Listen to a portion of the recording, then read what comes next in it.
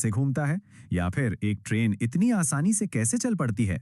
तो चलिए आज हम इन्हीं सवालों के पीछे की टेक्नोलॉजी यानी इलेक्ट्रिकल मशीनों की दिलचस्प दुनिया को समझते हैं। तो सबसे पहले एक बहुत ही बेसिक सवाल से शुरू करते हैं। आखिर एक मशीन होती क्या है?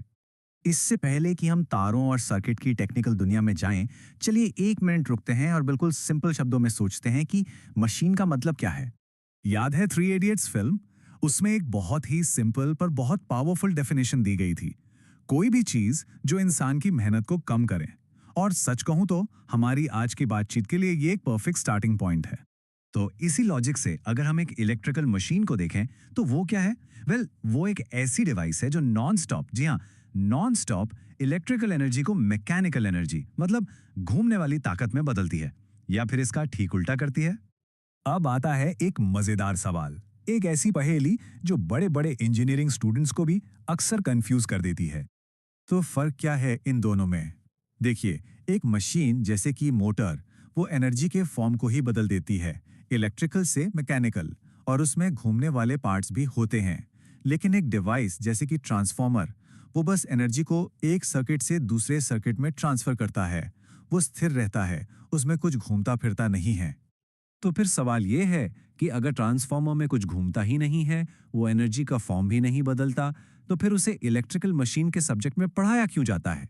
भाई ये सवाल बहुतों को परेशान करता है और इसका जवाब समझना बहुत जरूरी है। तो इस पहेली का जवाब छिपा है एक अदृश्य शक्ति में, एक ऐसी फोर्स जो इन सब तो एक साथ बांधती है, और वो है चुंबकत्व यानी मैग्नेटिज्म।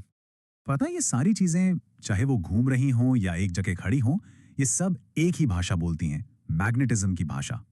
इनके बीच का जो कॉमन लिंक है ना, वो है मैग्नेटिक सर्किट। अच्छा, इसे ऐसे समझते हैं। हम सबने स्कूल में पढ़ा है कि एक नॉर्मल इलेक्ट्रिकल सर्किट कैसा होता है। उसमें करंट बहता है, राइट? एक बैटरी, एक बल्ब और तार।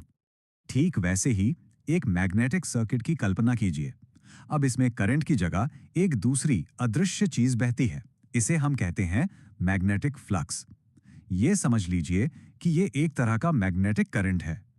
ये एनालॉजी कमाल की है। देखिए, इलेक्ट्रिकल सर्किट में करंट को धक्का कौन देता है? वोल्टेज यानी ईएमएफ। ठीक वैसे ही मैग्नेटिक सर्किट में फ्लक्स को एमएमएफ धक्का देता है।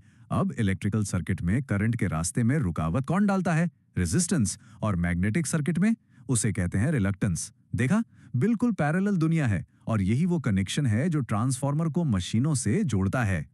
तो अब जब हम ये समझ गए हैं कि इन सबका आधार मैग्नेटिज्म ही है, तो चलिए मिलते हैं इस दुनिया के मेन प्लेयर्स से।